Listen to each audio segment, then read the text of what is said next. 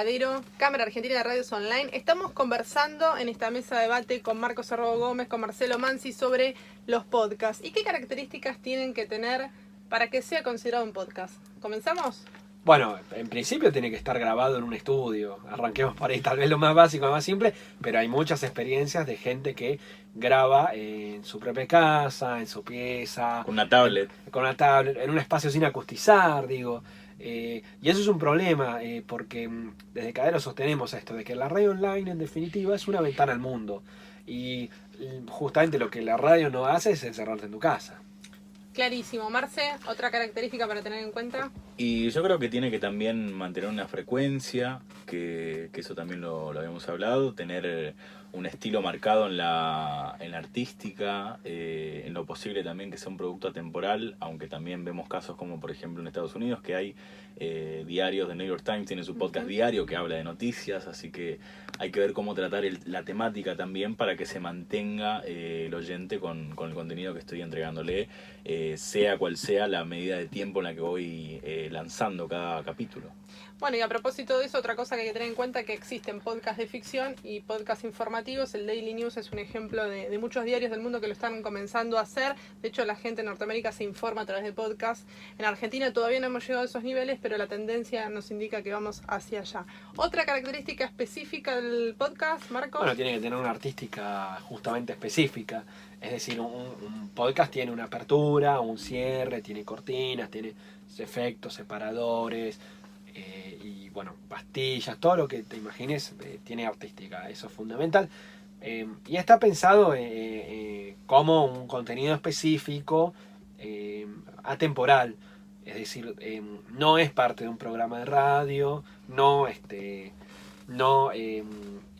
habla de actualidad, ¿sí? No debería hablar de actualidad. A excepción de los podcasts que son informativos. Claro, exactamente, salvo que bueno, el podcast sea un podcast informativo, pero no debería hablar de actualidad, no es parte de un programa externo y tiene su propia artística, sus propias cortinas, sus propias aperturas, cierres, separadores, etcétera. Y generalmente está alojado en las aplicaciones como Spotify, iTunes, Apple Podcasts, Spreaker, los lugares en donde uno espera encontrar los podcasts y uno no puede estar ajeno a eso.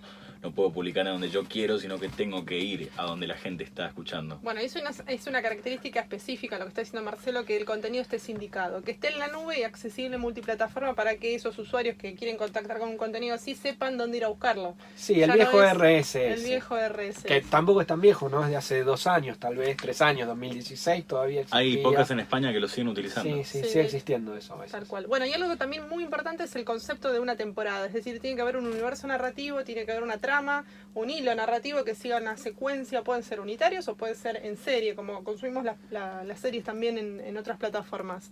Eso es interesante tenerlo en cuenta porque en el momento que pensamos un contenido tenemos que también proyectarlo en el tiempo y cuánto más vamos a poder conversar sobre esa temática, ¿no, Marce? Sí, hay que ver también que, como te dije con lo del podcast el mío, hay que ver qué posibilidades nos da cada tema y al momento de pensar, de producirlo, también tener mucho cuidado porque uno quizá puede pensar, bueno, esta primera temporada voy a hablar de determinados temas cada capítulo y quizá esos temas se me acaban a la mitad de la temporada y me quedo desamparado totalmente. Entonces hay que pensar también la duración de cada capítulo y la duración de cada temporada, pero diagramarla bien, no a las corridas, darse el tiempo de producir para que después esos problemas uno se los ahorre. Bien, la dinámica es diferente a la de la radio, la lógica de semana tras semana o día tras día. Respecto de las licencias, Marcos, las licencias de música, por ejemplo. Bueno, afortunadamente en Spotify no hay ningún conflicto ni ningún problema. En Spreaker tampoco. Si se aloja en SoundCloud o en YouTube, se te puede dar de baja el contenido porque no tenés los derechos. Pero al ser Spotify una plataforma musical, digamos, ese programa está salvado. Lo mismo sucede con Spreaker. No es un dato menor, ¿sí? Porque tengamos en cuenta que por toda música se paga derechos, mismo por las cortinas.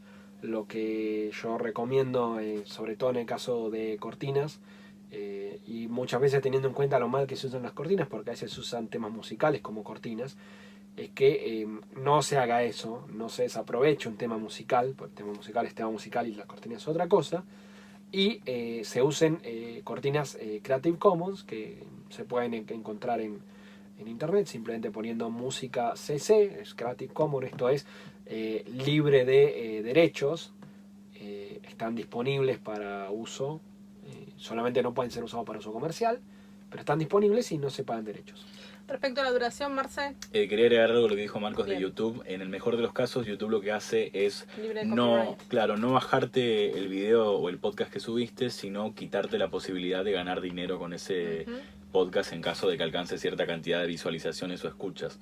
Ahora YouTube está con el tema de YouTube Premium, que ofrece la posibilidad de escuchar en segundo plano a través del celular, y no podemos ignorar la idea de que YouTube también está teniendo en cuenta que los podcasts se alojen allí.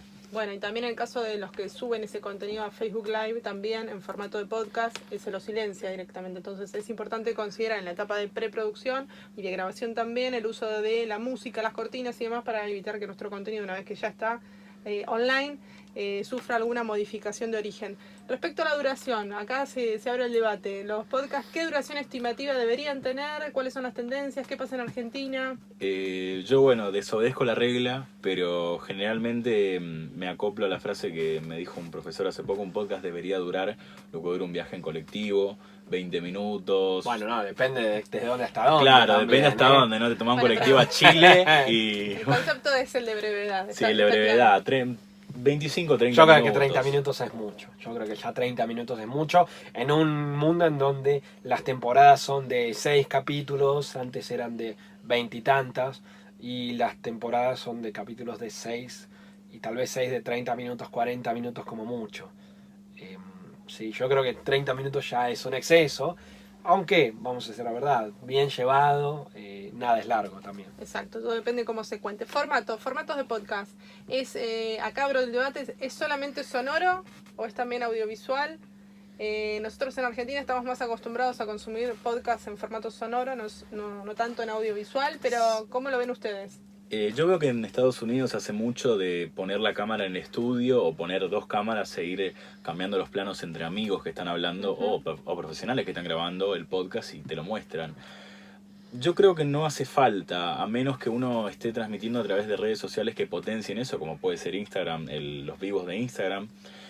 Creo que no por ese lado no son necesarios. A lo sumo quizá una edición que resuma el capítulo y que muestre la cara de quienes estén hablando para que la audiencia uno los conozca, pero más que eso no. Y en cuanto a formato, yo veo una potencialidad interesante en el formato narrativo, en el storytelling que le dicen así en Estados Unidos. Pero el problema y la oportunidad a la vez es que en Argentina no se hace mucho por el tiempo y el trabajo que lleva. ¿Cuál es la ventaja aquí? Que no se está haciendo mucho por los medios grandes. Los medios chicos o las radios online o los productores independientes pueden aprovechar ese hueco y hacer grandes producciones para atraer potenciales audiencias y consumidores. Perfecto, estamos hablando de un estilo de comunicación que es el transmedia, que tiene que ver también con el storytelling. Marcos, formatos de podcast que te interesan, no sé, mesa redonda, informativo, presentador, musicales. Todo lo que tenga que ver con ficción me resulta más interesante que nada. Tal vez no tanto series, pero audiolibros, análisis de libros, cuentos, ficción, Contenidos terror, educativos. sí, contenidos educativos, musicales también, digamos, si tienen que ver con una entrevista musical más que o con algún picadito de disco donde tiene anécdotas y demás. Todo lo que cuente una historia, básicamente, no lo más serio, negocios o abogacía o demás. O historias inspiracionales también podrían ser. Bueno, hasta acá algunas de las características propias de los podcasts. Seguiremos en los próximos webinars conversando sobre estas formas específicas de producción, estas nuevas formas de distribución de contenido y, por qué no, una posibilidad, una herramienta clave para el desarrollo de las radios online nativas. Forever free.